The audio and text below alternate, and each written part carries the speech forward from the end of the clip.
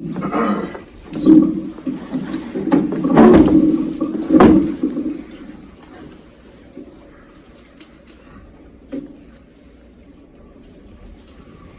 thanks for coming out. Obviously, we're very, very disappointed as a football team. However, we need to focus on what's next for us. We have to look at the film, we have to get the corrections, and then we have to own it. We have the coaches and players. We have to own the performance. We can't lie to ourselves. We got to go to the truth. Got to go to the facts. See where we need to improve, and then make those improvements and get ready for a good Penn State team coming into our place. For our seniors, last time in the woodshed. Penn State's a good team. We got to get healthy and we got to get ready to go. And so that's what we're going to do. We got to give Ohio State a lot of credit. It's a very talented team in all three phases. They outplayed us in pretty much all three phases. They outplayed us. And so it is what it is. Give them credit. They beat us. They were the much better team today, and that was obvious. And so we've got some work to do to get some things corrected, and we'll do that. Mel, you said that you can't lie to yourself. You got to go to the truth. What was the truth today for the reason that they were able to play that way? Yeah, well, we were just not able to eliminate the explosives on defense. We weren't able to sustain drives on offense. Would you call it a personnel thing or a scheme, or does it all kind of go together? Well, I have to look at the film to be able to answer that accurately for you. Mel, how much of those first two turnovers in on those second and third drives, how much did that maybe affect what the offense was doing up to that point? Well, we've seen these guys on film jump out on people early, and so we knew that we couldn't allow that to happen because they can score quickly. They get out, they get up on you and get the crowd into it and all that, and then it's a wrap. And so, obviously that did affect us. We got behind early, and then at that point, it's just against a good team, it's kind of insurmountable. Mel, did you feel like your team was prepared for this, or is it impossible to be prepared until you're out there with all those athletes Ohio State has? In terms of our preparation, what we had, back in East Lansing, we felt very good about it. In terms of going through our process and the film work and the focus and the effort that we gave in practice, it was very sharp, and so I didn't have any issues with our preparation or our focus during the week. Well, obviously you didn't expect 49-0 at the half, and in light of what you had seen and prepared for, what did they do even better that it looked like they could do on tape? Well, I mean, it's not like they did anything better. It's the fact that we knew what they were capable of doing, and we knew what we had to stop, and we didn't stop them. Because we got a lot of game film on these guys. There's a lot of film, a lot of examples of what they can do, running the ball, and throwing the ball, and the same thing defensively. And so there weren't, from a coaching standpoint, there were no surprises out there in terms of what we saw. It's just a matter of they out-executed us, and then they won some one-on-ones. And then a lot of times it does come down to one-on-one matchups, and they won those. 7 touches for Kenneth today.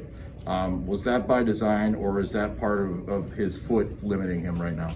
Yeah, he's a little banged up right now, and so we're gonna get him as healthy as possible. Like I said earlier in the week, the guys that can go, they're gonna give us what they have. Guys that can't go, we'll try to get them back as soon as we can. Well, there was a lot of attention around your program this past week for rightfully good reasons, and even with all the contract extension talk and everything else, do you think any of that seeped into the walls at all? Any of all that talk and attention and praise? I didn't see it. I didn't see any of that based upon our preparation. Typically, when you see a distraction, like a distracted team, you see guys, not giving effort, not paying attention to detail, not focused. I didn't see that. And we always look for that. Because in order for us to prepare and properly and be ready for the games for this particular team, we have to do we have to do everything right all the time. And so we're always looking for any little lapse of focus or effort or things like that. And we didn't see that this week. What did you tell the guys afterward? What did I tell them? Yeah. I told them, I said, listen, I said, we win as a team and we lose as a team. I told them that, what's most important is what's next. And what's next is we have to get on the video, we got to get on the tape, and we have to look at it and see what it, exactly what it is, what's the truth. Where were the breakdowns? Why? Who? And then own that. We have to own that. Say, oh, hey, there's no excuses, and then we have to fix those things. But in order to be able to do that, you can't make excuses. You have to be accountable to yourself, accountable to your teammates, and be able to say, listen, this is what I need to fix, this is what we need to fix, own it, and then fix it, and then move on. And I told them that a lot of, it's going to be a test, really a test of character, as a team and as individual, men, because it's easy when things are going right and you're winning, or that's easy. But when it gets tough is when you have a performance like this, high expectations, you get blown out on the road, and then all the opinions take flight. And so now what are you going to do now?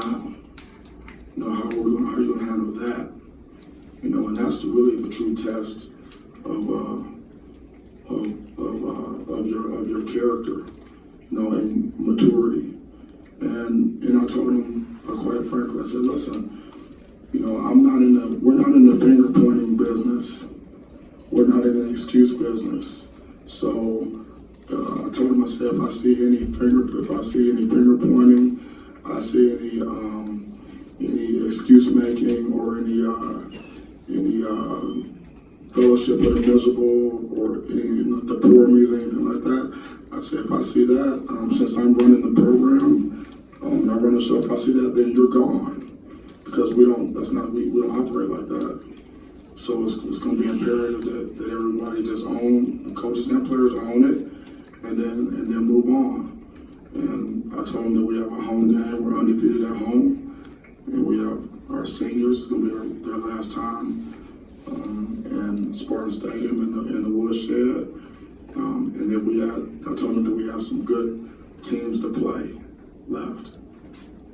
Because we've had a good year, we have Penn State coming in, which is a very good team, and then whoever we play next is going to be a good team. So we have good teams left to play. And so we have to get as healthy as we possibly can, and we have to get back on track and get ready to go again. I told him, I said, listen, you don't have to go to the media, you don't have to go to them and say, it was my fault and I did this, I did that. You don't got to do that. Let's give Ohio State credit. They outplayed us. We didn't do what we needed to do, and give them credit. And then we need to get better and move on. And I told them that I don't want to hear a word on the bus or on the plane. We got a 38-minute plane flight, so there's nothing to talk about. Let's get showered up, get dressed, get the heck out of here, and get back to East Lansing, and let's go back to work. And I said we have to be able to do that. And the guys that can't do that will be confronted. Because listen, if you're in this game long enough, as a player, as a coach, you're gonna have days like this. It's just inevitable. It's going to happen, and you don't want it to happen. You do everything you can to avoid it, and I hope this never happens again. But if it does, or when things like this do happen, it's all about how you respond. It's all about how you handle yourself. It's all about having class, having some maturity, keeping your head up, staying focused, blocking out the noise, and going to get and looking get better. You know, someone asked me last week, said, can you get better at this time? Can you still get better as a team? I said, yeah, absolutely. We can always get better, always improve, and that's what we need to do. You know, and I also told him, I said, listen, I said, a lot of you guys are, you know, in the game, got a chance to play a lot. And so just that quickly, you'll be in there. So you have to be ready to step up, you know, and execute. You know, so you know, we're gonna learn from this experience. But there's gonna be zero tolerance for any of the, you know, finger pointing, you know, excuse making, things like that, because that's, you know, that's like a loser's mentality. That's what front runners do. You know, we got blasted today. Okay, and so that's what it was. We're gonna take it and go back. Back a few more. Bill, what did you say at halftime before it gets to this point where you're telling them what to do next? At halftime, what was your message at that point? The message was that it would be just like if we were up big at halftime. It's all about the second half. It's all about the next series. It's all about how we play. You know, you play, you know, each play without looking at the scoreboard. Each play has a history and a life of its own, and the film is going to show, you know, the character of the team, like how we play. And when we turn the film on, then it's gonna show what we're all about. You know, individually and then as a group, players and coaches. So we're gonna go out there and we're gonna play one play at a time, execute, play hard, you know, be physical, give great effort, use technique and fundamentals, play smart, and just keep playing the next play. Don't even look at the scoreboard, just keep playing. That's how we should play all the time. And then we'll turn on the film and we'll see. I mean, because it's an evaluation. You know, so I mean that's just really that's the reality of it. I mean, it's nothing. It's not. You don't try to go to like make it positive. There's nothing positive about it. It just is what it is. So what do we got to do? What we have to do is we got to go out there. We got to play, and then what you do out there is going to say a lot about you as a player and us as a team. And then we'll learn more about ourselves, and that's going to help us moving forward. Last one, Roger. Getting over the hump, you know, haven't beaten Ohio State since 2015. Peyton Thorne said there's no magic formula when it comes to beating them. You just have to execute. You've mentioned that several times throughout the press conference, but how disheartening is it maybe to see that the execution wasn't there? Well, you're always disappointed when we don't get execution. Recruiting is where we're going to close the gap. And so that's because we need more depth. And we need more guys that can win one-on-one. And so I think that's obvious. And that's not new. And I don't think that's news, actually, if anybody's really paying attention. So it's execution, obviously, and then we're gonna recruit like crazy, like we've been doing. We're gonna continue to do that, and we're just gonna be relentless in doing that, and we're built to do that.